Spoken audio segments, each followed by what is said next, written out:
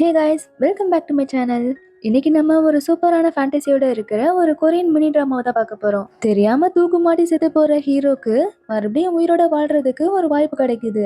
அந்த வாய்ப்புக்காக அவர் என்னெல்லாம் பண்றாரு, கடைசியா அவருக்கு அந்த வாய்ப்பு கிடைச்சதா இல்லையா அப்படிங்கிறது தான் இந்த டிராமாவோட முழு கதையுமே. டிராமாவோட நேம் ஐரிஷ் அப்பர்கட். நீங்க என்னோட சேனலை புதுசா ஃபர்ஸ்ட் டைம் பாக்குறீங்க அப்படின்னா லைக் அண்ட் சப்ஸ்கிரைப் பண்ணி சப்போர்ட் பண்ணுங்க.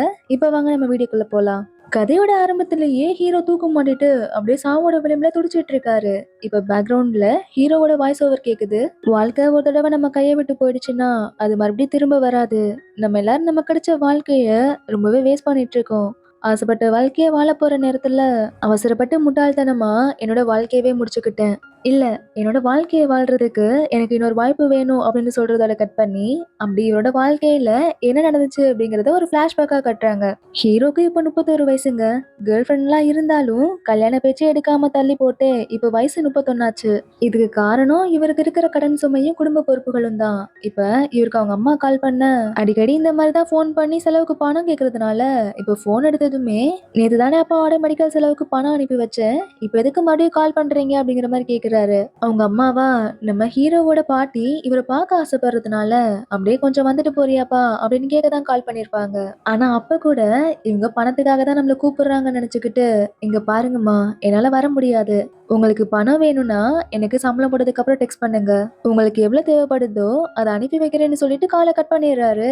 இந்த மாதிரி ஸ்ட்ரெஸ்ஸாவே போயிட்டு இருக்கிற அவரோட வாழ்க்கையில இவர் பாக்குற வேலை அதுக்கு மேல. ஒரு ரெஸ்டாரண்ட்ல செஃப்க்கு அசிஸ்டண்டா ஒரு குக்கா வேலை பார்த்துட்டு இருக்காரு.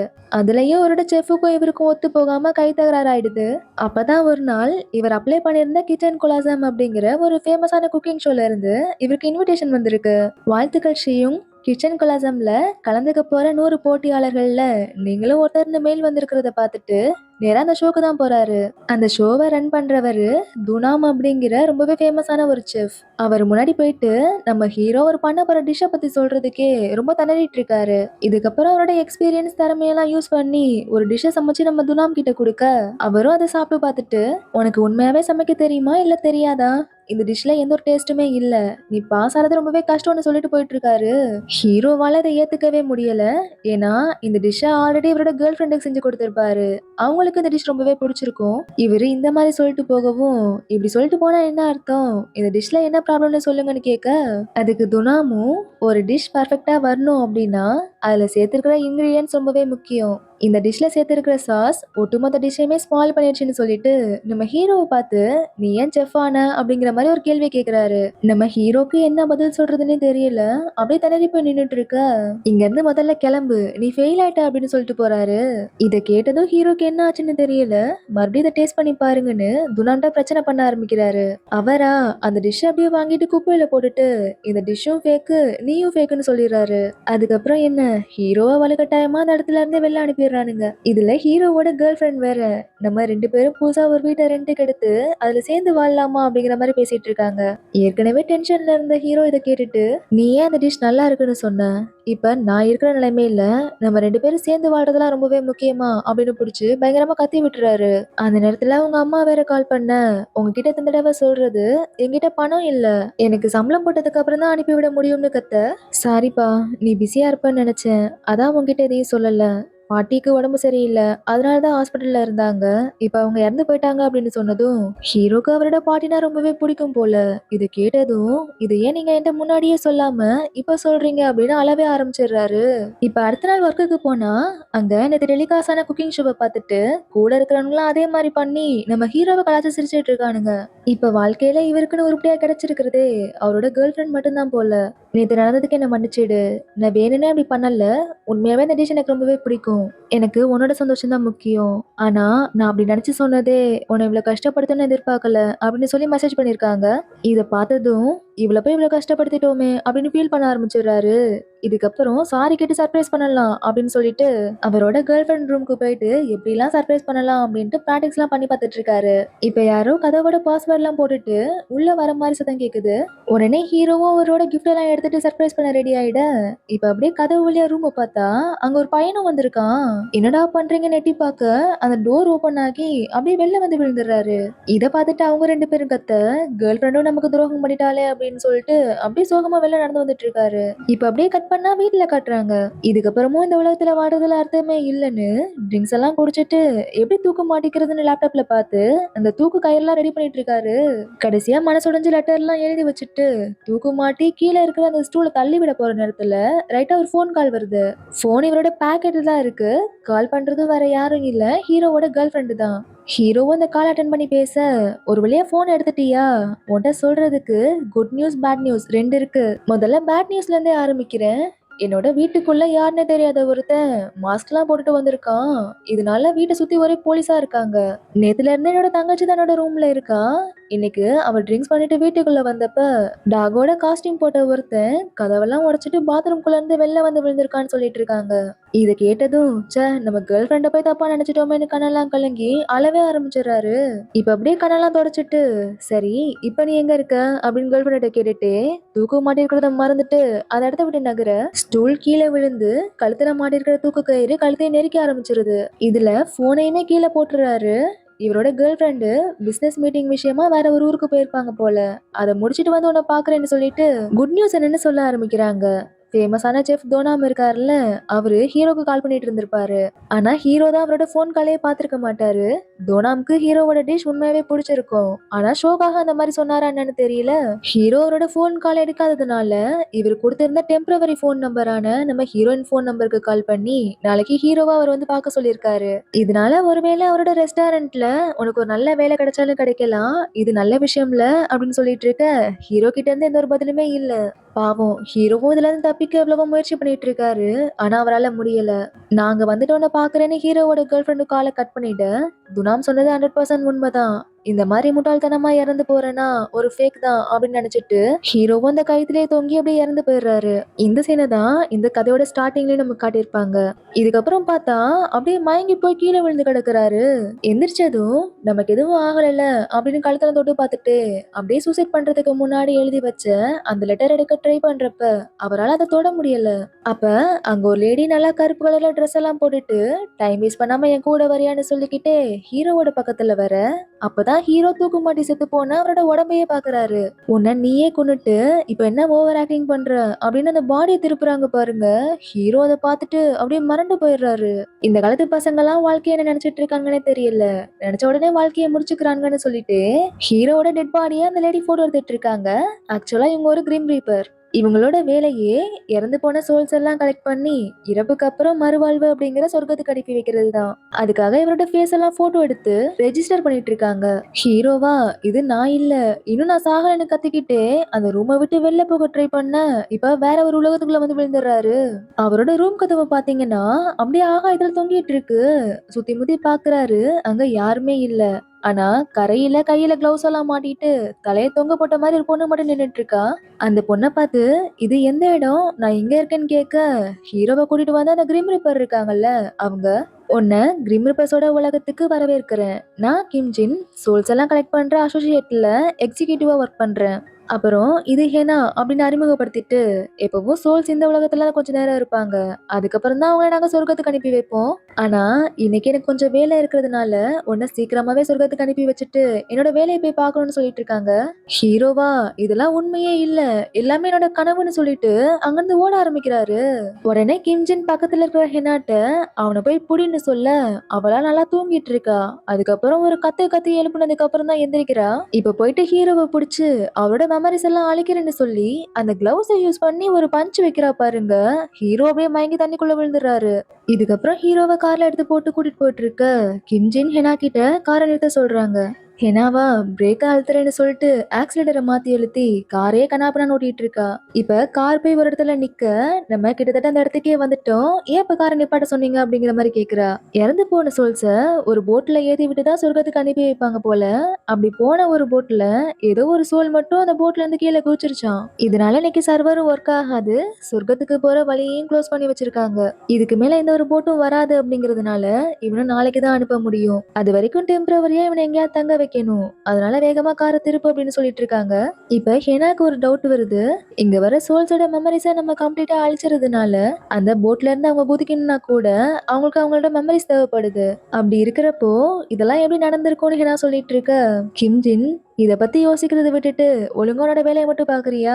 ஆக்சிலேட்டருக்கும் பிரேக்குக்கும் கூட வித்தியாசம் தெரியாம இன்னும் இந்த காரை நீ ஓட்டிட்டு இருக்க அப்படின்னு திட்டிட்டு இருக்க. இதெல்லாம் பின்னாடி இருந்து கேட்டுட்டு இருந்த ஹீரோ காரை திறந்து மறுபடியும் அங்க இருந்து தப்பிச்சு ஓட ஆரம்பிக்கிறாரு. இதனால மறுபடியும் ஹெனா அந்த கிளவுஸ போட்டு ஹீரோவை அடிச்சு அவரோட மெமரிஸ் அழிக்க ட்ரை பண்றா. இதுக்கப்புறம் ஹீரோவை பிடிச்சு காருக்குள்ள கட்டி போட்டுட்டு ஃபர்ஸ்ட் டைம் அவனை அடிக்க ட்ரை பண்றப்போ லைட்டா கண்ணா சந்துட்டேன்ல, அதனால என்னோட பவர் எதுவும் சரியா ஒர்க் ஆகல போல அப்படின்னு சொல்ல, கிம் ஜின்னும் இவனை இப்படியே விட முடியாது, நாளைக்கு வரைக்கும் இவனை ஒரு சேஃபான இடத்துல தங்க வச்சே ஆகணும்னு சொல்லிட்டு இருக்காங்க. அப்ப ஹீரோ அந்த இடத்துல ஒரு லேடி தனியா நின்னுட்டு இருக்கிறத பாக்குறாரு. திடீர்னு பார்த்தா அவங்க தலை தனியா திரும்புது, உடம்பு தனியா திரும்புது. இப்ப அப்படியே வேகமா கார் பக்கத்துல வந்து ஹீரோவே ஊத்து பார்த்துட்டு இருக்க ஹீரோக்கா அப்படியே அள்ளு விட்டுருது. ஆனா கிம் ஜின்னு ஹெனாவும் இதை பார்த்த மாதிரியே தெரியல. வேகமா அங்கிருந்து கிளம்பி அவனோட பிளேஸ்க்கு போயிட்டு இருக்காங்க. போற வழியில பார்த்தா ஒவ்வொரு பேயும் பார்க்க படு பயங்கரமா இருக்கு. அதோட அந்த இடமே ரொம்ப வித்தியாசமா முழுக்க முழுக்க பேய்ங்க மட்டுமே தான் அங்க இருக்காங்க போல. இப்ப கடைசியில ஹெனாவோட பிளேஸுக்கு தான் வந்திருக்காங்க. இன்னைக்கு நடந்ததுக்கெல்லாம் நீ தான் காரணம்னு சொல்லி ஹெனாவோட பிளேஸ்லயே வச்சு ஹீரோவை பாத்துக்க சொல்றாங்க கிம்ஜின். அதோட காலையில ஃபர்ஸ்ட் போட்லயே நான் அனுப்பி விட்டுருன்னு சொல்லிட்டு போக, இப்ப பாட்டு பாடிட்டே கிட்டார் வாசிட்டு இருக்கிற ஒருத்தனை காட்டுறாங்க. இவன் பேரு டேமின். இவன் தான் ஹெனாவோட அண்ணன். சோ இவனும் ஒரு கிரிம் ரீப்பர். அண்ணனும் தங்கச்சியும் சேர்ந்து ஒரு சின்ன ரெஸ்டாரண்ட் நடத்திட்டு வராங்க. அந்த ரெஸ்டாரண்டோட பேரு தான் ஐரிஷ் அப்பர்கட். ஹெனா அவளோட அண்ணனை ரெஸ்டாரண்ட்டை ஒழுங்கா பாத்துக்க மாட்டியா அப்படின்னு திட்டிட்டு ஹீரோவை கூட்டிட்டு வர, ஏன் இப்படி வந்ததுமே கத்திட்டு இருக்க, கிம்ட்ட மறுபடியும் திட்டு வாங்கியிருப்ப, ரைட்டான சொல்லிட்டு இருக்கான். இதெல்லாம் வழக்கமா நடக்கிறது தான் போல. ஆனா ஹெனாவை இந்த டைம் கிரிம் ரீப்பர் வேலையில இருந்தே தூக்கிடுறாங்க. இந்த ரெஸ்டாரண்ட்லயும் பெருசா கஸ்டமர்லாம் யாரும் வர மாட்டாங்க. ஏன்னா இவங்க 2 பேருக்குமே சரியா சமைக்க தெரியாது.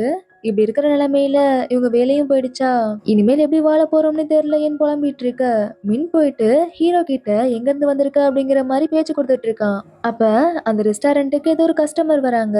உடனே ஹெனா போயிட்டு ஹீரோவை மறைச்சு வச்சிடுறாங்க. இப்ப அந்த ரெஸ்டாரண்டோட கதவை திறந்து ஒரு லேடி உள்ளார வர மாதிரி இருக்கு. யாருன்னு பார்த்தா பீச் சைடுல ஒரு லேடியை பார்த்து ஹீரோ பயந்துருப்பாருல, அந்த லேடி தான். ட்ரெஸ் எல்லாம் வேற நனைஞ்சு போய் ரொம்பவே ஈரமா இருக்காங்க. இந்த அம்மாவை பார்த்ததும் டேய் அது ஒரு பயங்கரமான பேய்டா அப்படின்னு சொல்ல ஹீரோ ட்ரை பண்ணிட்டு இருக்காரு. ஆனா வாயதான் டேப் வச்சு ஒட்டி வச்சிருக்கானுங்களே, அதனால ஒன்னும் பேச முடியல. இதுல மின் அந்த லேடி கிட்ட போயிட்டு பேசிட்டு இருக்கான். ஆனா அவங்க எதையோ மெல்லமா முணுமுணுத்துக்கிட்டே இருக்காங்க. இப்ப ஹீரோக்கு அவரோட வாயில ஒட்டிருந்த டேப்பு பிரிஞ்சிடுது. அந்த சத்தம் கேட்டதும் அந்த லேடி வேற ஹீரோவை பார்த்துட்டு வேகமா அவரோட பக்கத்துல ஓடி வர, அவ்வளவுதான் ஹீரோ பயத்துல கத்தவே ஆரம்பிச்சிடுறாரு. இப்ப பக்கத்துல போயிட்டு ஹீரோவை பார்த்து தொன்கட்சு அப்படின்னு ஒரு பேரை சொல்ல, என்னது தொன்கட்சுவா அப்படிங்கிற மாதிரி நம்ம ஹீரோவும் பாக்குறாரு. ஆக்சுவலா தொன்கட்சு அப்படிங்கிறது ஒரு டிஷ்ஷோட பேர் போல. அந்த ஹீரோவும் புரிஞ்சுக்கிட்டு அந்த டிஷ்ஷை ரெடி பண்ண ஆரம்பிக்கிறாரு. ஹீரோ சமைக்கிறத பார்த்துட்டு இவனுக்கு என்னாச்சு, இவனோட மெமரிஸ் எல்லாம் எப்படி அழியாம அப்படியே இருக்கு அப்படின்னு சொல்லிட்டு இருக்க ஹெனாவா ஹீரோ சமைக்கிறத அப்படியே ரசிச்சு பார்த்துட்டு இருக்கா. ஃபைனலா அந்த டிஷ்ஷை செஞ்சு அந்த லேடி கிட்ட வச்சுட்டு ஹீரோ பயத்துல அங்கிருந்து ஓடி வந்துடுறாரு. அந்த லேடியும் அந்த ஃபுட்டை பாக்குறாங்களே தவிர அதை எடுத்து சாப்பிட மாட்டேங்கிறாங்க. இது உங்களுக்கு தான் அப்படிங்கிற மாதிரி சொல்ல, இப்ப அந்த லேடியோட கண்ணெல்லாம் அப்படியே கருப்பு கலர்ல மாறி அவங்க கிட்ட இருந்து ஏதோ ஒரு எனர்ஜி அப்படியே வெளில வந்துட்டு இருக்கு. இதனால அமைதியா எதுவுமே பேசாம அந்த லேடி அவங்க இருந்து கிளம்பிட, இவங்க 3 பேருக்கும் இங்க என்னதான் நடக்குதுன்னு ஒண்ணுமே புரியல. இதுக்கப்புறம் ஹீரோ ஹெனா கிட்ட பேச ஆரம்பிக்கிறாரு. எனக்கு என்ன ஆக போகுது, நான் எங்க போக போறேன் அப்படின்னு கேட்க, ஹெனாவும் நீங்க வர ஒரு போட்ல இறந்ததுக்கு அப்புறம் எல்லாரும் போக வேண்டிய ஆஃப்டர் லைஃப்க்கு போயாகணும்னு சொல்லிட்டு இருக்கா. ஹீரோக்கு அவரோட மெமரிஸ் இருக்கிறதுனால அங்க போனதுக்கு அப்புறம் எல்லாமே முடிஞ்சு போயிடும்ல அப்படின்னு அவரோட வாழ்க்கை நினைச்சு அழ ஆரம்பிக்கிறாரு. இப்ப அழுதுகிட்டே அங்க இருக்கிற பிரெஞ்ச் ஃப்ரைஸ் எடுத்து சாப்பிட டேஸ்ட் ரொம்பவே கேவலமா இருக்கு. இந்த பிரெஞ்ச் ஃப்ரைஸ் ஏன் இப்படி இருக்குன்னு கேட்க, உடனே ஹெனாவும் என்ன பண்றதுப்பா, எங்க கிட்ட சமைச்சு போடுறதுக்கு ஒரு நல்ல செஃப் இல்ல, பேசாம நீயே ஒரு செஃப்பா இருக்க கூடாது இங்க அப்படின்னு கேக்குறா. யார் இந்த நரகத்துல போய் செஃப்பா இருப்பா, இங்க பாரு நான் இறந்து போயிட்டேன் தான், ஆனா வேணும்னே இறந்து போகல. இது எல்லாமே ஒரு மிஸ்டேக்கால நடந்துருச்சு. நான் இறந்து போக ட்ரை பண்ணேனே தவிர உண்மையாவே இறந்து போக விரும்பல. எனக்குன்னு இன்னொரு நல்ல ஜாப் கிடைக்க போகுது, அதுக்கப்புறம் கல்யாணம் பண்ணி குழந்தையெல்லாம் பெத்துக்கிட்டு ஒரு சந்தோஷமான வாழ்க்கையை வாழலாம்னு நினைச்சேன். ஆனா எனக்கு மட்டும் ஏன் அப்படிலாம் ஆச்சுன்னு ஹீரோ கதறியல. இப்ப என்ன பண்றது, நீதான் ஆல்ரெடி இறந்து போயிட்டியேன்னு ஹெனாவும் ஃபீல் பண்ணிட்டு இருக்கா. அப்ப டிவியில ஒரு ஃபெஸ்டிவலை பத்தி பேசிட்டு இருக்காங்க. அதை பார்த்ததும் ஹெனா ஹீரோட்ட நீ மறுபடியும் உயிரோட வாழ்றதுக்கு உனக்கு இருக்கிற ஒரே வழி இது மட்டும்தான் அப்படின்னு சொல்லிட்டு இருக்கா. இந்த ஃபெஸ்டிவலோட பேரு மிச்சலின் ஃபெஸ்டிவல். இது பேய்களுக்காகவே ஸ்பெஷலா நடக்கக்கூடிய ஒரு ஃபெஸ்டிவல் போல. இந்த ஃபுட் ஃபெஸ்டிவல்ல யாரோட ஃபுட் சூப்பரா இருக்கோ அவங்களுக்கு ஃபர்ஸ்ட் பிரைஸா ஒரு விஷ் டிக்கெட்டை கொடுக்குறாங்க. நம்மளோட விஷயம் மனசுல நினைச்சுக்கிட்டு அந்த டிக்கெட்டை கிளிக்கும் போது நம்ம என்ன ஆசைப்பட்டு கேட்டோமோ அது அப்படியே நடக்கணும் அந்த டிவில சொல்லிட்டு இருக்க ஹீரோவா உண்மையாவே நான் ஆசைப்பட்ட மாதிரி என்னோட வாழ்க்கையை மறுபடியும் என்னால வாழ முடியுமான்னு கேட்டுட்டு இருக்காரு. ஹினாவும் கண்டிப்பா முடியும். இந்த போட்டியில கலந்துக்கிட்டு நீ மட்டும் ஜெயிச்சிட்ட அப்படின்னா எங்க ரெஸ்டாரண்ட்டும் ஓஹோன்னு வந்துடும். நீயும் உன்னோட லைஃப்க்கு திரும்ப போயிடலாம். நான் எவ்வளவு ஸ்மார்ட்டா யோசிக்கிறேன் பாத்தியான்னு சொல்லிட்டு இருக்க. மின், இப்பதான் நீ ஒரு முட்டாள்னு நிரூபிக்கிற. இங்க என்ன முடியாத அளவுக்கு அத்தனை ரெஸ்டாரண்ட் இருக்கு. இந்த நிலைமையில இந்த ரெஸ்டாரண்ட் இவனையும் வச்சுக்கிட்டு இந்த போட்டியில ஈஸியா ஜெயிச்சிடலாம் நினைச்சிட்டு இருக்கியா? இவன் என்ன பெரிய செஃப் தோணாமா அப்படின்னு சொல்லிட்டு இருக்கான். உடனே ஹீரோவும் ஆமா நான் செஃப் தனாம் தான். அதாவது என்ன சொல்ல வந்தேன்னா நான் செஃப் தனாம் இல்ல, ஆனா அவர் கூட சேர்ந்து ஒர்க் பண்ணியிருக்கேன் அப்படிங்கிற மாதிரி சொல்லிட்டு இருக்காரு. இங்க பாருங்க, எனக்கு நல்லாவே சமைக்க தெரியும். அதுல எனக்கு 5 வருஷம் அனுபவம் இருக்கு. உங்க 2 பேருக்கும் சரியா சமைக்க தெரியாது. அதனால இந்த ரெஸ்டாரண்ட்டுக்கு பெருசா கஸ்டமர்ஸும் வர மாட்டேங்கிறாங்க. இதுல இருந்து நான் என்ன சொல்ல வரேன்னா என்னால சமைக்க முடியும், ப்ளீஸ் எனக்கு ஹெல்ப் பண்ணுங்கடான்னு ஹெனாட்டையும் மின்ட்டையும் கேட்டுட்டு இருக்காரு. இப்ப கட் பண்ணா கிம்ஜினையும் அவங்க கூட இன்னொருத்தரையும் காட்டுறாங்க. இவர் தான் சங்வூ. இவருக்கும் கிம்ஜினுக்கும் தான் இன்னும் 6 மாசத்துல கல்யாணம் ஆக போகுது. இந்த உலகத்துல ஒருத்தர் அவங்களோட வேலையில இருந்து ரிட்டையர் ஆனதுக்கு அப்புறம் தான் இந்த கல்யாண வாழ்க்கையை பத்தி யோசிப்பாங்க போல.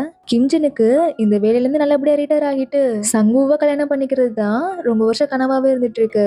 இப்ப ஹெனாவா வேலையை விட்டு தூக்கிட்டேன், வேற அசிஸ்டன்ட் தான் பாக்கணும்னு சொல்லிட்டு இருக்க. இப்பொழுதுக்கு யாரும் கிடைக்க மாட்டாங்க. ஏன்னா ஃபெஸ்டிவல் டைம் வேற வந்துருச்சுல.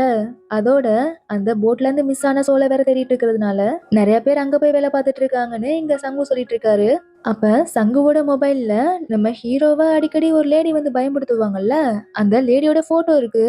அதை பார்த்துட்டு கிம்ஜின் யார் இந்த லேடி, இவங்க போட்டோ ஏன் உங்க மொபைல்ல இருக்குன்னு சங்குவை போட்டு அடிக்க பார்த்தா இவங்க தான் இந்த போட்ல இருந்து மிஸ் ஆன லேடியா. இவங்களதான் எல்லாரும் தேடிட்டு இருக்கோம். நீயும் இவங்களை எங்கேயாவது பார்த்த அப்படின்னா எனக்கு உடனே கால் பண்ணுன்னு சொல்லிட்டு இருக்காரு.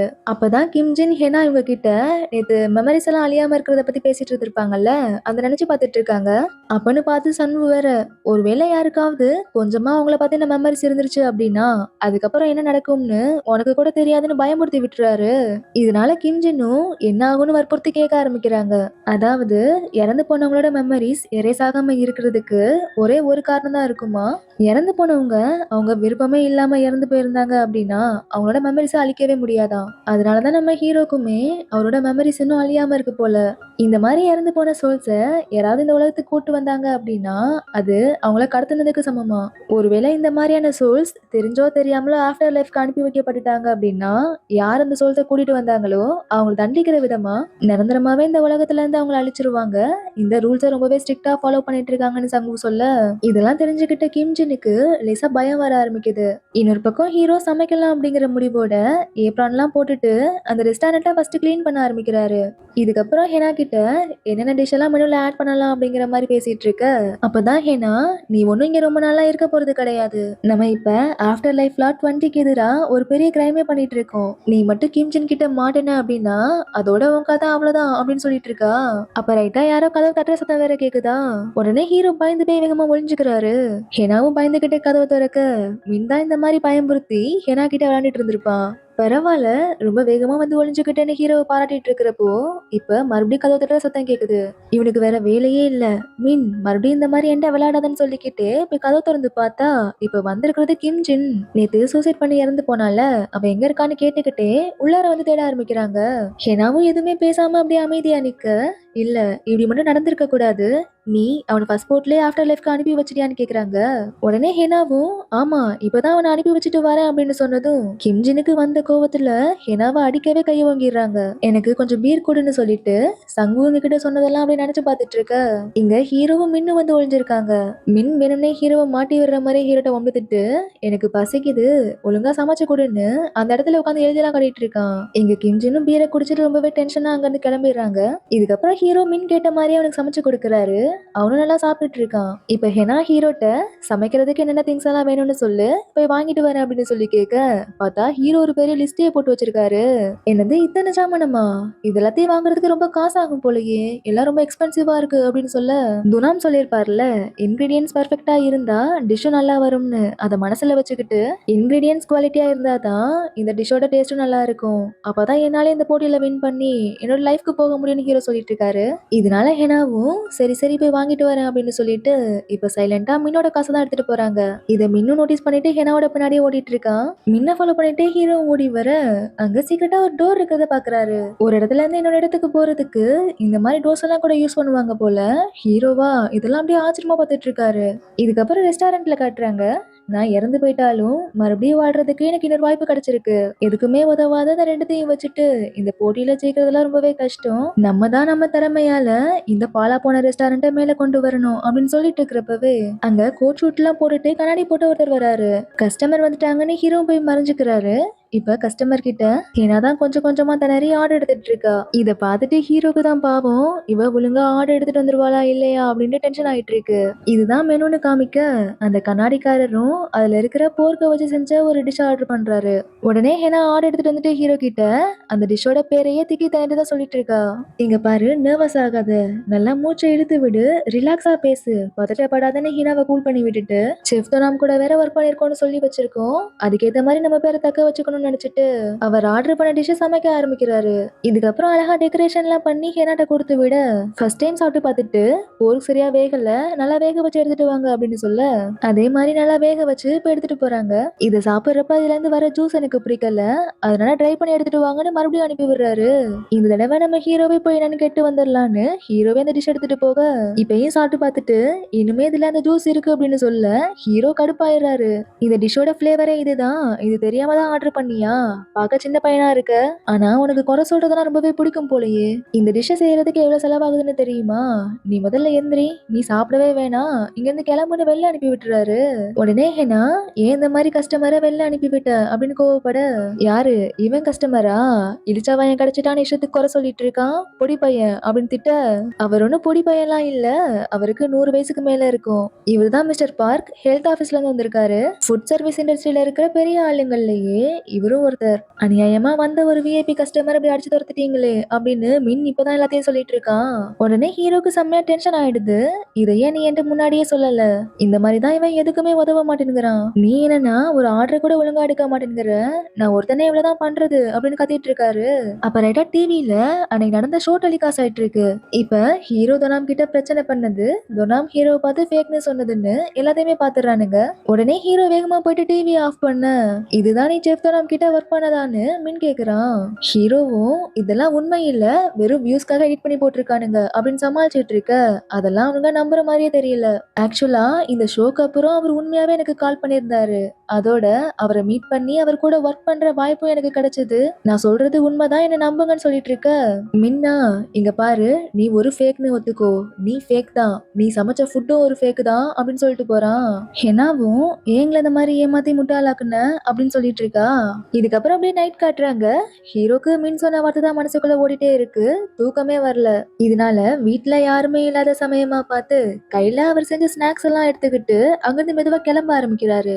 அந்த காணாம போன லேடி இருக்காங்கல்ல, அவங்க நம்ம ஹீரோ அங்க இருந்து கிளம்புறதெல்லாம் அப்படியே பார்த்துட்டு இருக்காங்க. நேரா எங்க போறாருன்னா, இந்த உலகத்துல இந்த நைட் பப் எல்லாம் நடக்கும்ல, அந்த மாதிரி ஒரு இடத்துக்கு போறாரு. அங்க இந்த உலகத்தை சேர்ந்த நிறைய மக்கள் இருக்காங்க. அவங்க கிட்ட இவர் செஞ்ச இந்த டிஷ்ஷை கொடுத்து இவரோட ரெஸ்டாரண்ட்டை விளம்பரப்படுத்துறதுக்காக தான் இந்த இடத்துக்கு வந்திருக்காரு போல. இன்னொரு பக்கம் ஹெனாவையும் மின்னையும் காட்டுறாங்க. அவங்களும் இதே இடத்துல தான் இருக்காங்க. அந்த இடத்துல அவங்களோட ரெஸ்டாரண்டோட நோட்டீஸை கொடுத்துட்டு இருக்க, ஆனா யாருமே அதை வாங்குற மாதிரியே இல்ல. இப்ப மின்ட் அதை கொடுத்து அவனை கொஞ்ச நேரம் அந்த நோட்டீஸை கொடுக்க சொல்றாங்க. அவனா என்னோட கிட்டார் வாங்குறதுக்காக நான் ஆசையா சேர்த்து வச்சிருந்த பணத்தெல்லாம் செலவு பண்ணது மட்டும் இல்லாம இப்படி நடு ராத்திரில என்னை எழுப்பி கூட்டு வந்துட்டு இந்த மாதிரி வேலையை என்னை பார்க்க சொல்றியா அப்படின்னு சொல்லி திட்டிக்கிட்டே அந்த நோட்டீஸ் எல்லாம் அப்படியே கீழே போட்டுறான். எனக்கு மட்டும் ஆசையா என்ன, என்னோட வேலை மட்டும் போகாம இருந்துருந்துச்சு அப்படின்னா உன்னோட காசு எடுக்கணும்னு அவசியமே இருந்திருக்காது, அதோட இந்த மாதிரி ஒரு நிலைமைக்கு வந்திருக்க மாட்டோம் அப்படின்னு சொல்லி ஃபீல் பண்ண. இதை கேட்டதும் மனசு கேட்காம கீழே போட்ட நோட்டீஸ் எல்லாம் மறுபடியும் எடுத்து அங்க வரவங்கள்ட்ட கொடுக்க ஆரம்பிக்கிறான். இவங்களோட நிலைமை இப்படி இருக்க, இங்க ஹீரோவும் அவரோட டிஷ் எடுத்துட்டு போயிட்டு ஒருத்தர்கிட்ட டேஸ்ட் பண்ணி பாக்குறதுக்காக கொடுக்கறாரு.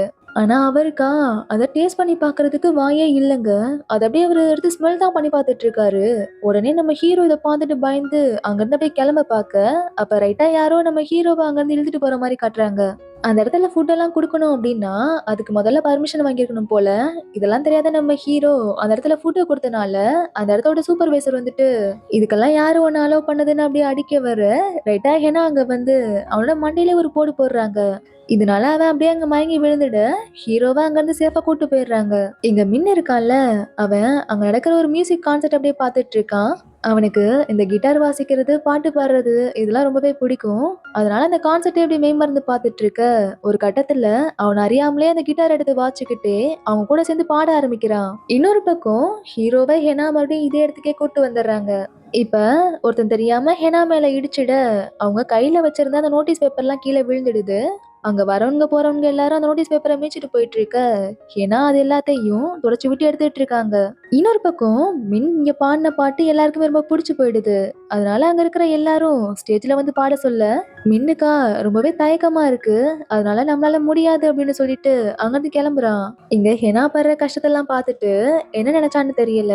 அவனுக்குள்ள ஒரு தைரியத்தை உருவாக்கிக்கிட்டு அந்த ஸ்டேஜ்ல போய் பாட ஆரம்பிக்கிறான். இப்ப அவனோட கஷ்டத்தையே தான் ஒரு பாட்டா பாடிட்டு இருக்கான். இவனோட வாய்ஸ் கேட்டதும் இங்க ஹீரோவும் ஹென்னாவும் இந்த இடத்துக்கு வந்து அவனோட பாட்டை கேட்க ஆரம்பிக்கிறாங்க. அங்க இருக்கிற எல்லாருமே அவனோட பாட்டுல அப்படியே மெய்மறந்து ஆடிட்டு இருக்க, நம்ம ஹீரோக்கும் ஹெனாக்கும் கூட இந்த பாட்டு ரொம்பவே பிடிச்சு போயிடுது. இப்ப அப்படியே கட் பண்ணா, ஹெனா அவளோட ரெஸ்டாரண்ட்டுக்கு வந்ததுக்கு அப்புறமும் கூட மின்னோட பாட்டு ரொம்பவே பிடிச்சு போய் அந்த பாட்டே தான் அப்படியே பாடிட்டு இருக்கா. அப்ப ஹீரோ, நான் உண்மையிலேயே ஒரு ஃபேக் தான். ஏன்னா நான் செஃப் இல்ல, கிச்சன்ல வேலை பார்க்குற ஒரு அசிஸ்டன்ட் தான் சொல்லி ஃபீல் பண்ணேன். ஹெனாவும், நான் கூட எதுக்குமே உதவாத ஒரு வேஸ்ட் தான். அதனால தான் மேடம் கிம் என்கிட்ட எப்பவுமே இந்த மாதிரி நடந்துக்கிறாங்க. அவங்க என்கிட்ட என்னால எதுவுமே முடியாதுன்னு சொல்லுவாங்க. அதுவும் ரைட்டு தான். ஒரு காரை கூட என்னால சரியா ஓட்ட முடியாது. எனக்கு சரியா ரிப்போர்ட்டும் எழுத தெரியாது. இங்க வரவங்கள இந்த மாதிரி அடிக்கவும் எனக்கு பிடிக்காதுன்னு சொல்லிட்டு இருக்கா. அப்புறம் எப்படி இங்க ஒர்க் பண்ண அப்படின்னு கேட்க, வேற வழி, சாப்பாட்டுக்கு என்ன பண்றது, வாழ்ந்தாகணுமேனு சொல்லிட்டு ஹீரோ கிட்ட நீ எப்படி செஃப் ஆன அப்படிங்கிற மாதிரி கேக்குறா. ஹீரோக்கு என்ன சொல்றதுன்னே தெரியல. உண்மையை சொல்லணும்னா, செஃப் எல்லாம் பார்க்க ரொம்பவே ஹேண்ட்ஸமா இருக்கீங்கப்பா. ஃபர்ஸ்ட் டைம் நீ தொன்கட்சி செஞ்சப்போ பார்க்கவே ரொம்ப அழகா இருந்துச்சுன்னு சொல்லிட்டு, ஐயோ மனசுல உள்ளதெல்லாம் உளறிட்டு இருக்கோமேன்னு, அதாவது என்ன சொல்ல வந்தேன்னா, உன்னோட டிஷ் ரொம்ப நல்லா இருந்துச்சு அப்படின்னு சொல்லி சமாளிச்சிட்டு இருக்கா. உடனே ஹீரோவும், நீ கூட பார்க்க ரொம்பவே அழகா தான் இருக்கு அப்படின்னு வெக்கப்பட்டுட்டே சொல்லிட்டு இருக்காரு. இப்ப என்ன நினைச்சு கையெல்லாம் குடுக்க போக, அந்த சைடு இருக்கிறது நம்ம மின்னு. இந்த மாதிரி இங்க ஃபன்னா போயிட்டு இருக்க, இன்னொரு பக்கம் கிம்ஜின் இருக்காங்கல்ல, அவங்க ஹீரோ பத்தி ஒருத்தர்கிட்ட டீடைல்ஸ் எல்லாம் கேட்டுட்டு இருக்காங்க. அவனும், நீங்க தேடிட்டு இருக்கிறவனோட பேரு சியும் தானே, இந்த பேரு ஆஃப்டர் லைஃப்ல போனவங்களோட லிஸ்ட்ல ரெஜிஸ்டர் ஆகவே இல்ல. அதனால கண்டிப்பா அவன் இந்த இடத்துக்குள்ளதான் இருந்தாகணும்னு சொல்லிட்டு இருக்கான். உடனே கிம்ஜின்னும், அவன் ஆஃப்டர் லைஃப்க்கு போல அப்படின்னா வேற எங்க போயிருப்பான் அப்படின்னு கேட்க, எனக்கு என்ன தெரியும், ஒருவேளை போட்ல இருந்து போற வழியில குதிச்சிருக்கலாம், இல்ல வேற ஏதாவது ஆயிருக்கலாம் அப்படின்னு சொல்லிட்டு இருக்கான். இப்ப கிம்ஜின் அவன்கிட்ட, நீ போய் அவனை கண்டுபிடி அப்படிங்கிற மாதிரி சொல்றாங்க. அதுக்கு அவனா, அவனை நான் ஏன் கண்டுபிடிக்கணும், அது என்னோட வேலையா என்ன அப்படின்னு திமிரா பேச, கிம்ஜின் அவங்களோட சுயரூபத்தை காட்ட ஆரம்பிக்கிறாங்க. எனக்கு இன்னும் கொஞ்சம் மாசத்துல கல்யாணம் ஆக போகுது, அது வரைக்கும் நீ உயிரோட இருக்கணும் அப்படின்னா முதல்ல பேசி இவங்க கண்டுபிடி அப்படிங்கிற மாதிரி மிரட்டுறாங்க. அதனால அவனும் வழி தாங்க முடியாம, நான் தப்பு பண்ணிட்டேன், என்னை மன்னிச்சிடுங்க, நீங்க என்ன சொன்னாலும் செய்யறேன் அப்படிங்கிற மாதிரி ஒத்துக்கிறான். இங்க ஹீரோ இருக்காருல்ல, அவருக்கு எப்ப முதல்ல சமைக்கிறதுல ஆர்வம் வந்துச்சு அப்படிங்கறத பத்தி யோசிச்சு பார்த்துட்டு இருக்காரு. சின்ன வயசுல ஆசையா அவரோட பாட்டிக்கு சூஷி மாதிரி ஒரு டிஷ் செஞ்சு கொடுத்துருப்பாரு. அவங்க பாட்டியும் அதை சாப்பிட்டு பார்த்துட்டு ரொம்ப நல்லா இருக்குன்னு பாராட்டியிருப்பாங்க. இதெல்லாம் நினைச்சு பார்த்துட்டு இப்ப மின்னுக்கும் ஹெனாக்கும் அந்த டிஷ் செஞ்சு கொடுக்குறாரு. அவங்க ரெண்டு பேரும் இந்த மாதிரி ருசியான சாப்பாடுலாம் சாப்பிட்டு ரொம்ப நாள் ஆச்சு அப்படின்னு அடிச்சு புடிச்சிட்டு அந்த சாப்பாடு சாப்பிட ஆரம்பிக்கிறாங்க. அப்ப அங்க வெளியே பார்த்தா அடிக்கடி நம்ம ஹீரோவை ஒரு லேடி வந்து பயமுறுத்துவாங்கல்ல, அந்த லேடி நின்னுட்டு இருக்காங்க. இத பார்த்துட்டு ஹீரோ அப்படியே பயந்து கத்த, அந்த லேடியா அப்படியே அந்த ரெஸ்டாரண்ட்டுக்குள்ள வந்துடுறாங்க. நேரா ஹீரோ கிட்ட தான் வர ட்ரை பண்ணிட்டு இருக்காங்க. அதனால ஒருவேளை இவங்களுக்கு மறுபடியும் பசிக்குதோ என்னவோ தெரியலையே அப்படின்னு ஹீரோ அவங்களுக்கு என்ன டிஷ் வேணுமோ அந்த டிஷ்ஷோட பேரை இந்த போர்ட்ல எழுதி தர சொல்லி கேக்குறாரு. அந்த லேடியும் அந்த டிஷ் எப்படி இருக்கும் அப்படிங்கறத அப்படியே வரைஞ்சு காட்டுறாங்க. ஹீரோக்கு இந்த டிஷ் ஏற்கனவே நல்லா தெரிஞ்ச டிஷ் தான். ஏன்னா இந்த டிஷ் அவங்க பாட்டிக்கு ரொம்பவே பிடிக்கும். இந்த டிஷ்ஷை ஹீரோ அவங்க பாட்டி கூட சின்ன வயசுல சாப்பிட்டுருப்பாரு. அதை யோசிச்சு பார்த்துட்டு, இது தொன்கட்சு தானே அப்படின்னு ஞாபகம் வந்து அந்த டிஷ் செய்ய ஆரம்பிக்கிறாரு. இப்ப அந்த டிஷ் செஞ்சு இந்த லேடி முன்னாடி வைக்க, அவங்களும் ஆசையா அதை எடுத்து சாப்பிட ஆரம்பிக்கிறாங்க. அவங்க அந்த டிஷ்ல இருந்து ஒரு வாய் எடுத்து வச்சதும் அவங்க கிட்ட இருந்து ஒரு பிரகாசமான வெளிச்சம் வந்து அந்த இடம் முழுக்க பரவ ஆரம்பிக்குது. அதுல இருந்து அவங்கள பத்தின பாஸ்ட் லைஃப் மெமரிஸ் எல்லாம் அப்படியே தெரிய வருது. அந்த மெமரிஸ்ல பார்த்தா நம்ம ஹீரோவும் அவங்களோட பாட்டியும் இருக்காங்க. இந்த லேடி தான் நம்ம ஹீரோவோட பாட்டி போல. ஆனா இப்ப இவங்க அவங்களோட வயசான தோற்றத்துல இருந்து ஒரு இளமையான தோற்றத்துல இருக்கிறதுனால நம்ம ஹீரோக்கு இவங்கள அடையாளம் தெரியாம இருந்திருக்கும். நம்ம ஹீரோவோட பாட்டிக்கு தொன்கட்சு அப்படிங்கிற இந்த ஒரு டிஷ் ரொம்பவே பிடிக்கும். ஹீரோவோட சின்ன வயசுல அவர் படிக்கிறதுக்காக சோல் போக வேண்டிய ஒரு சூழ்நிலை வருது. ஆனா பாட்டியை விட்டு பிரிய மனசு இல்லாம போக மாட்டேன் அப்படின்னு சொல்லி அடம் பிடிக்கிறாரு. ஆனா பாட்டிமா தான் ஹீரோவை சமாதானப்படுத்தி அவர் அனுப்பி விடுறாங்க. ஆனா ஹீரோ அதுக்கப்புறம் அவரோட பாட்டிமாவை பார்த்திருக்கவே மாட்டாரு. கடைசியா பாட்டிமா இறந்து போறதுக்கு முன்னாடி ஹீரோவை பார்க்கணும்னு ரொம்பவே ஆசைப்பட்டிருப்பாங்க. ஆனா ஹீரோவை பார்க்க முடியாமலே அப்படியே இறந்து போயிருப்பாங்க. இதனாலதான் இந்த உலகத்துக்கு வந்ததுக்கு அப்புறம் ஹீரோவை ஃபாலோ பண்ணி அவங்க யாரு அப்படிங்கறத சொல்ல ட்ரை பண்ணிட்டு இருந்திருப்பாங்க போல. இப்ப இந்த எல்லா விஷயமும் நம்ம ஹீரோக்கு புரிய வருது. உடனே ஹீரோவோட பாட்டி கிட்ட போயிட்டு, என்ன மன்னிச்சிடுங்க பாட்டிமா, நான் ஒரு முட்டாள். நீங்க தான் என்னோட பாட்டி அப்படிங்கறத கூட என்னால கண்டுபிடிக்க முடியல. உங்களை ரொம்பவே மிஸ் பண்ணேன் அப்படின்னு சொல்லி அழ ஆரம்பிக்கிறாரு. அப்ப பாட்டிமா தான் நம்ம ஹீரோவை அப்படியே சமாதானப்படுத்திட்டு இருக்காங்க. அப்ப ஹீரோ, நீங்க என்னை விட்டு போயிடாதீங்க பாட்டிமா அப்படின்னு சொல்லி அழ ஆரம்பிக்க, நம்ம ஹீரோவோட பாட்டி அங்கிருந்து கொஞ்சம் கொஞ்சமா மறைய ஆரம்பிக்கிறாங்க. ஏன்னா அவங்க ஆசைப்பட்ட மாதிரி நம்ம ஹீரோவை இப்ப பாத்துட்டாங்கல்ல. அதனால அவங்க ஆத்மா அப்படியே சாந்தி அடைகிற மாதிரி காட்டுறாங்க. இதுக்கப்புறம் இந்த ரெஸ்டாரண்ட்டுக்கு நிறைய கஸ்டமர்ஸ் வர ஆரம்பிக்கிறாங்க. நம்ம ஹெனாமினோட பிசினஸும் அப்படியே டெவலப் ஆக ஆரம்பிக்குது. ரூடான மனுஷங்களோ இல்ல மான்ஸ்டரோ யார் இந்த ரெஸ்டாரண்ட்டுக்கு வந்தாலும் கஸ்டமர் கஸ்டமர் தானே அப்படின்னு சொல்லிட்டு ஹெனா ஆர்டர் பண்ண டிஷ்ஷை சர்வ் பண்றதும், மின் அங்க வந்திருக்கிற கஸ்டமர்ஸை பாட்டு பாடி சந்தோஷப்படுத்துறதும் அப்படின்னு இவங்களோட ஒர்க் ரொம்பவே ப்ராப்பரா போயிட்டு இருக்கு. இதனால இந்த ரெஸ்டாரண்டோட ரேட்டிங்ஸ் எல்லாம் அதிகமாகுது. வர கஸ்டமர்ஸும் ஒரு நல்ல ரிவ்யூஸை கொடுக்க ஆரம்பிக்கிறாங்க. கடைசியா இந்த ஐரிஷ் அப்பர்கட் ரெஸ்டாரண்ட்டும் நாமினேட் பண்ணி வச்சிருந்த 10 ரெஸ்டாரண்ட்ல ஒரு ரெஸ்டாரண்டா இடம் பிடிச்சிருது. இதனால மின் ஹெனா ஹீரோ அப்படின்னு எல்லாருமே ரொம்பவே சந்தோஷப்படுறாங்க. அதே நேரத்துல கிம்ஜின் அனுப்பிச்சு வச்ச ஆளு இது எல்லாத்தையும் போட்டோ எடுத்து நம்ம கிம்ஜின் கிட்ட கொடுத்துட்றான். கிம்ஜின் ஹீரோவை பார்த்துட்டு இவன் எங்க என்ன பண்றான் அப்படிங்கிற மாதிரி கேட்க, அதுக்கு அவனும், நீங்க அவனை கண்டுபிடிக்க சொன்னீங்க, கண்டுபிடிச்சு கொடுத்துட்டேன், மத்தபடி வேற எதுவும் எனக்கு தெரியாது அப்படிங்கிற மாதிரி சொல்லிட்டு இருக்கான். இதனால கிம்ஜின் அப்படியே யோசிச்சுட்டு இருக்காங்க. இங்க ஹெனா இருக்கால, அவ இனிமேலாவது நம்ம கொஞ்சம் கொஞ்சமா சமைக்க கத்துக்கணும் அப்படின்னு முடிவு பண்ணி இந்த காய்கறி எல்லாம் எப்படி கட் பண்றது அப்படிங்கிற மாதிரி கட் பண்ணி பார்த்துட்டு இருக்கா. ஆனா சரியா கட் பண்ண வரல. அதனால நம்ம ஹீரோ தான் எப்படி கட் பண்றது அப்படிங்கிற மாதிரி எல்லாம் கத்து கொடுத்துட்டு இருக்காரு. ஆமா, என்ன திடீர்னு இது மேல எல்லாம் ஆர்வம் அப்படின்னு கேட்க, அதுக்கு ஹெனாவும், ஆமா, எப்படி இருந்தாலும் நீங்க போனதுக்கு அப்புறம் நாங்க தானே எங்க லைஃப பாத்துக்கணும் அப்படின்னு சொல்லிட்டு அதுக்காக தான் நாங்க சமைக்க கத்துக்கிறோம் அப்படின்னு சொல்லிட்டு இருக்கா. இதை கேட்டதும் நம்ம ஹீரோக்கு அப்படியே கொஞ்சம் கஷ்டமாயிடுது. அப்ப மின்னும், நம்மளோட ரெஸ்டாரண்ட்டுக்கு ஒரு நல்ல ரேட்டிங்ஸ் இருக்கிறதுனால கண்டிப்பா நம்மளோட ரெஸ்டாரண்ட் தான் ஃபர்ஸ்ட் பிளேஸ்க்கு வரும் அப்படின்னு சொல்லிட்டு இருக்க. அந்த நேரத்துல யாரோ கதவு தட்டுற சத்தம் கேக்குது. உடனே ஹெனாவும், நாங்க இப்ப ரெஸ்டாரண்ட்டை க்ளோஸ் பண்ணிட்டோம், நாளைக்கு வாங்க அப்படின்னு சொல்லிட்டு கதவு திறந்து பார்த்தா இப்ப வந்திருக்கிறது நம்ம கிம்ஜின் தான். இது தெரிஞ்சது நம்ம ஹீரோ அங்க இருக்கிற டேபிளுக்கு கீழே ஒளிஞ்சுக்கிறாரு. இங்க கிம்ஜின்னும், என்ன நீங்க செஞ்ச தொன்கட்சு அப்படிங்கிற டிஷ்னால இந்த ரெஸ்டாரண்டே ரொம்ப பாப்புலர் ஆயிடுச்சுன்னு கேள்விப்பட்டேன், உனக்குள்ள நிறைய திறமையெல்லாம் இருக்கும் போலயே அப்படின்னு சொல்லிக்கிட்டே நம்ம ஹீரோ இருக்கிற பக்கமா வர மின்னும் ஹெனாவும் போயிட்டு கிம்ஜினை சமாளிச்சுக்கிறாங்க. இந்த கேப்ல நம்ம ஹீரோ உள்ளார போய் ஒழிஞ்சுக்கிறாரு. அப்பதான் கிம்ஜின் ஒரு விஷயத்த சொல்ல ஆரம்பிக்கிறாங்க. அது என்ன அப்படின்னா, இந்த ஃபெஸ்டிவலோட வின்னர் யாரு அப்படிங்கறத ஆல்ரெடி டிசைட் பண்ணிட்டாங்களாம். ஃபர்ஸ்ட் பிரைஸும் அவங்களுக்கு தான் கிடைக்க போகுது அப்படிங்கிற மாதிரி சொல்லிட்டு இருக்க. உடனே ஹெனா பதறி போயிட்டு, இன்னும் ஃபெஸ்டிவலே முடியலையே, அப்புறம் எப்படி சூஸ் பண்ணாங்க அப்படின்னு கேக்குறா. அதுக்கு கிம்ஜின்னும், அவங்க டிபார்ட்மெண்ட்ல ஒர்க் பண்ற ஏதோ ஒரு ஃப்ரெண்ட் சொன்னதா சொல்றாங்க. அதோட அந்த ஃபர்ஸ்ட் பிரைஸ் நீங்க கிடையாது, அது மட்டும் கன்ஃபார்மா தெரியும் அப்படின்னு வேற சொல்ல மின்னும் ஹெனாக்கும் அப்படியே ரொம்பவே கஷ்டமாயிடுது. இதை கிம்ஜினும் நோட் பண்ணிட்டு, உங்களுக்கு ஃபர்ஸ்ட் பிரைஸ் கிடைக்கலன்னா என்ன, உங்களோட பிசினஸ் இருக்குல்ல அதை நினைச்சு சந்தோஷப்படுங்கன்னு சொல்லிட்டு போறாங்க. இங்க நம்ம ஹீரோக்கு தான் ரொம்பவே கஷ்டமா போயிடுது. இதுக்கப்புறம் ஒரு கடற்கரையில உட்காந்துட்டு, நான் பட்ட கஷ்டம் எல்லாம் வீணா போயிடுச்சு, அவங்க 2 பேரும் என்ன நல்லா ஏமாத்திட்டாங்க அப்படின்னு ஃபீல் பண்ணிட்டு இருக்காரு. அப்ப திடீர்னு கடற்குள்ள இருந்து ஒரு கை வந்து ஹீரோவை இழுக்க கிம்ஜின் தான் ஹீரோ வந்து பிடிக்கிறாங்க. கிம்ஜினை பார்த்தது ஹீரோ அங்கிருந்து ஓட பார்க்க, நான் உன்னை அழிக்கணும்னு நினைச்சிருந்தா எப்பவோ பண்ணிருப்பேன், உனக்கு உன்னோட வாழ்க்கைக்கு திரும்ப போகணும்னு ஆசை இல்லையா, இங்கேயே மாட்டிக்க விரும்புறியான்னு நம்ம ஹீரோ கிட்ட அப்படியே பொறுமையா பேச ஆரம்பிக்கிறாங்க. நான் சொல்றத கவனமா கேளு. நாளைக்கு உங்க ரெஸ்டாரண்ட்டுக்கு சில அதிகாரிகள் வர போறாங்க. அவங்க உன்கிட்ட யார் உன்னை இங்க கூட்டு வந்தாங்க அப்படிங்கிற மாதிரி கேட்பாங்க. நீ ஹெனாதான் உன்னை இங்க கூட்டு வந்தா அப்படின்னு சொல்லணும். அப்படி சொன்ன அப்படின்னா உன்னோட லைஃப்க்கு நீ திரும்பி போக உனக்கு ஒரு சான்ஸ் கிடைக்கும் அப்படின்னு சொல்ல, ஹீரோ, நீங்க எதை பத்தி பேசுறீங்கன்னு எனக்கு புரியல அப்படிங்கிற மாதிரி சொல்றாரு. உடனே கிம்ஜின்னும், ஹெனா இப்ப உன்னை ஆஃப்டர் லைஃப்க்கு அனுப்பாததுனால அவ மேல ஒரு கேஸ் இருக்கு, அதை பத்தி விசாரிக்க தான் நாளைக்கு எல்லாரும் வராங்க. நீ மட்டும் ஹெனா தான் உன்னை இங்க கூட்டு வந்தா அப்படின்னு சொன்ன அப்படின்னா உன்னை மறுபடியும் உன்னோட லைஃப்க்கே அனுப்பிடுவாங்கன்னு சொல்லி நம்ம ஹீரோவை நல்லா மண்டைய கழுவிட்டு இருக்காங்க. இதுதான் உன்னோட லைஃப்க்கு நீ திரும்பி போக இருக்கிற ஒரே வழின்னு சொல்ல நம்ம ஹீரோ அதை அப்படியே யோசிச்சு பார்த்துட்டு இருக்காரு. இப்ப கிம்ஜின் கிட்ட நீங்க சொன்ன மாதிரி பண்ணா இதுல ஹெனாக்கு என்ன ஆகும் அப்படிங்கிற மாதிரி கேட்க அதுக்கு கிம்ஜின்னும் அவளுக்கு அவளோட வேலை போகும் அவ்வளவுதான். ஆனா ஆல்ரெடி அவளுக்கு வேலை போயிட்டதுனால இதுக்காக அவ ஃபைன் மட்டும் கட்டுற மாதிரி இருக்கும் அப்படின்னு சொல்லிட்டு இருக்காங்க. உடனே ஹீரோ அங்கிருந்து யோசிச்சுக்கிட்டே அப்படி கிளம்புறாரு.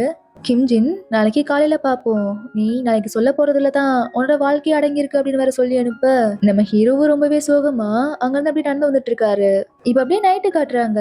இன்னும் நம்ம ஹீரோவை ஆளை காணும். இவன் இவ்வளவு நேரமா எங்க போனா அப்படின்னு நம்ம ஹெனா வேற புலம்பிட்டு இருக்க இப்பதான் நம்ம ஹீரோ வீட்டுக்கே வராரு. ஹீரோவை பார்த்ததும் இன்னைக்கு ஃபுல்லா நீ எங்க போன அப்படிங்கிற மாதிரி கேட்க வர ஹீரோ எதுவுமே பேச மனசு இல்லாம அப்படியே அங்கிருந்து அமைதியா கிளம்பிடுறாரு. இப்ப ஹெனா ஹீரோட்ட இப்படி ஆனதுக்கு என்ன மன்னிச்சிடு, இதுக்கு வேற ஏதாவது வழி இருக்கான்னு கண்டுபிடிக்கலாம். உண்மையாவே இந்த மாதிரிலாம் ஆகும்னு நான் கொஞ்சம் கூட எதிர்பார்க்கல அப்படின்னு சொல்ல ஹீரோவா எனக்கு புரியுது, நீ எனக்கு கொஞ்சம் தனியா விடுறியா அப்படின்னு கத்திட்டு இருக்காரு. இதனால ஹெனாவும் அப்படியே அங்க இருந்து கிளம்பிடுறா. ஹீரோக்கு எனக்கு நைட்டு ஃபுல்லா தூக்கமே வரல. அப்படியே விடிய விடிய இதே யோசனையா தான் உட்காந்துட்டு இருக்காரு. இப்ப பொழுது விடிஞ்சு அடுத்த நாளும் வந்துருது. ஹெனா தூங்கி எந்திரிச்சு வெளில வர நம்ம ஹெனாவையும் மின்னையும் யாரோ சில பேர் வந்து அப்படியே கையும் களமா பிடிச்சிடுறாங்க. இப்ப சங்குவும் அவரோட டீமும் தான் அங்க வந்திருக்காங்க. ஹீரோவோட ஐடியா காட்டி இவன் உனக்கு தெரியுமான்னு கேட்க ஹெனாவும் எந்த ஒரு பதிலுமே சொல்லாம அப்படியே அமைதியா நின்னுட்டு இருக்கா. அவரோட ஆளுங்க போய் அங்க இருக்கிற நம்ம ஹீரோவை பிடிச்சி இழுத்துட்டு வர இப்ப ஹீரோ கிட்ட இங்க உன்னை யாரு கூட்டு வந்தா அப்படிங்கிற மாதிரி கேக்குறாரு. ஹீரோவும் அப்படியே ஹெனாவை பார்த்து கை காட்ட உடனே ஹெனாவை விருப்பம் இல்லாம இறந்த ஒரு ஆத்மாவை இந்த இடத்துக்கு கூட்டு வந்ததுக்காக உன்னை இங்க இருந்து நிரந்தரமா அழிக்கிறேன்னு சொல்லிட்டு ஹெனாவோட ஐடியையும் கூடவே மின்னோட ஐடியையும் கேன்சல் பண்ணிட ரெண்டு பேரும் அங்கிருந்து அப்படியே மறைஞ்சு போயிடுறாங்க. இப்ப சங்கு இருக்கார்ல, அவரு ஹீரோட்ட நீ தான் இந்த ஃபெஸ்டிவல்ல ஃபர்ஸ்ட் பிரைஸ் வின் பண்ணிருக்க, அதோட உன்னால மறுபடியும் உன்னோட லைஃப்க்கும் போக முடியும், நீ ரொம்பவே லக்கின்னு சொல்லிட்டு போக ஹீரோக்கா இப்ப பயங்கரமா கோவம் வருது. எல்லாம் நல்லபடியா முடியும்னு சொல்லி என்னை ஏமாத்திட்டீங்கல்ல அப்படின்னு கிம்ஜின் அடிக்க போக கிம்ஜின் இப்பவும் உனக்கு இந்த வாய்ப்பை உருவாக்கி கொடுத்ததுக்கு நீ எனக்கு நன்றி தான் சொல்லணும் அப்படின்னு சொல்லிட்டு போறாங்க. இதுக்கப்புறம் ஹீரோ அங்க மென்னும் ஹெனாவும் இல்லாததை பார்த்துட்டு பயங்கரமா அழ ஆரம்பிக்கிறாரு. நான் உண்மையாவே ஒரு ஃபேக்கானவன் தான். ஒரு செஃப்பா, ஒரு கொலிக்கா, முக்கியமா என்னோட ஃப்ரெண்ட்ஸுக்கு ஒரு நல்ல ஃப்ரெண்டா எல்லாத்துலயுமே நான் ஃபேக் ஆயிட்டேன் அப்படின்னு சொல்லி அழுதுகிட்டே இதுக்கு மேலேயும் நான் நேரத்தை வீணாக்க விரும்பலன்ட்டு அந்த டிக்கெட் அப்படியே வெளில எடுக்கிறாரு. எப்பவுமே தன்னோட வாழ்க்கையை பத்தி மட்டுமே யோசிச்சுட்டு இருந்த ஹீரோ இப்ப எனக்கு என்னோட ஃப்ரெண்ட்ஸ் திரும்ப வேணும் அப்படின்னு சொல்லி அந்த டிக்கெட்டை கிழிக்கிறாரு. இப்ப அப்படியே மின்னும் ஹெனாவும் வந்துட்டாங்களா அப்படின்னு சுத்தி முத்தி அங்க பாத்துட்டு இருக்க அப்படியே கொஞ்ச நேரத்துல ஹீரோ அங்க இருந்து மறைஞ்சு போற மாதிரி காட்டுறாங்க. இப்ப கட் பண்ணா ஹீரோரோட உலகத்துல அவர் மாட்டின அந்த தூக்கு கயிறு அருந்து விழுந்து இங்க உயிரோட எந்திரிக்கிறாரு. இப்ப அவர் உயிரோட வந்துட்டாலுமே அவர் ஆசைப்பட்ட மாதிரி அவரோட ஃப்ரெண்ட்ஸ் திரும்ப வரலையே அப்படிங்கிறது தான் அவருக்கு ரொம்பவே கஷ்டமா இருக்கு. இதுக்கப்புறம் அவரோட லைஃப்ல ஆசைப்பட்ட மாதிரியே செஃப் தொனாம் கூட ஒரு ரெஸ்டாரண்ட்ல ஒர்க் பண்ணிட்டு இருக்காரு. லைஃப்ல வாய்ப்புகள் ஒரு தடவை தான் கிடைக்கும், அதை தவற விட்டுறாதீங்க. அதுக்காக உங்களை விரும்புற யாரையும் இழந்துடவும் செஞ்சிடாதீங்க அப்படின்னு முன்னையே ஹெனாவே நினைச்சுதான் ஃபீல் பண்ணிட்டு இருக்காரு. இப்ப அங்க ஒரு டேபிளுக்கு போயிட்டு ஆர்டர் எல்லாம் வச்சுட்டு வர அங்க ஹெனாவோட வாய்ஸ் கேக்குது. திரும்பி பார்த்தா ஹெனாவும் மின்னும் அந்த உலகத்துல இருந்து இந்த உலகத்துக்கு வந்து வாழ்ற மாதிரியும் ஹீரோ ஆசைப்பட்ட மாதிரியே இவங்க ரெண்டு பேரும் திரும்பி வந்துட்ட மாதிரியும் காட்டி இந்த டிராமாவை முடிக்கிறாங்க. இந்த டிராமா உங்க எல்லாருக்கும் பிடிச்சிருக்கும்னு நம்புறேன். இந்த டிராமா உங்களுக்கு பிடிச்சிருந்தது அப்படின்னா இந்த வீடியோக்கு ஒரு லைக் போட்டுருங்க. அடுத்த ஒரு நல்ல டிராமால உங்களை பாக்குறேன். பாய்.